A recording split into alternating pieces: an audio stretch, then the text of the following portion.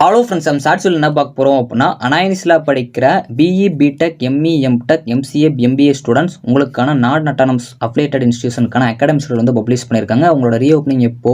So 3rd semester, 5th semester, 7th semester, 9th semester ஸ்டூடெண்ட்ஸ்க்குலாம் last working day எப்போ, reopen எப்போ, semester வந்து எப்போ ஸ்டார்ட் ஆகும், ஸோ நெக்ஸ்ட் செமஸ்டர் எப்போ, ஸோ எங்களுக்கு எக்ஸாம் ஹாலிடேஸ் எப்போ இருக்கும், அந்த மாதிரிலாம் உங்களுக்கு கன்ஃபியூஷன் இருந்துச்சுன்னா அந்த ஷெட்யூலில் வந்து சொல்லியிருக்காங்க.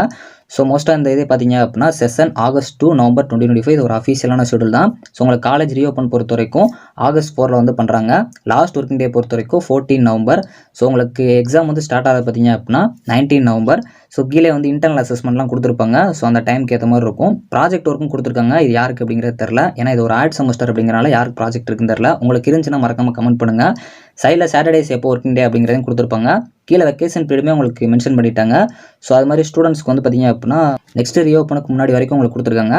ஸோ அதுக்கப்புறம் அட்மினிஸ்ட்ரேஷன், டெக்னிக்கல் ஸ்டாஃப்க்கு, ஃபெக்கல்ட்டி மெம்பர்ஸ்க்குலாம் எவ்வளோ நாள் அப்படிங்கிற மாதிரி கொடுத்துருக்காங்க. ஸோ இப்போ கீழே நெக்ஸ்ட் செமஸ்டர் ரீஓப்பனிங் டேட்டும் கொடுத்துருக்காங்க, January 5 அப்படிங்கிற மாதிரி. ஸோ ஓவரால் இந்த ஷெட்யூல் பப்ளிஷ் ஆன உடனே நம்ம டெலகிராம் பேஜில் நான் ஷேர் பண்ணிட்டேன். இந்த மாதிரி உடனுக்குடனே தெரிஞ்சுக்கணும்னா நம்ம டெலகிராம்லையும் வாட்ஸ்அப்லையும் ஜாயின் பண்ணிக்கோங்க. தேங்க்ஸ் ஃபார் வாட்சிங்.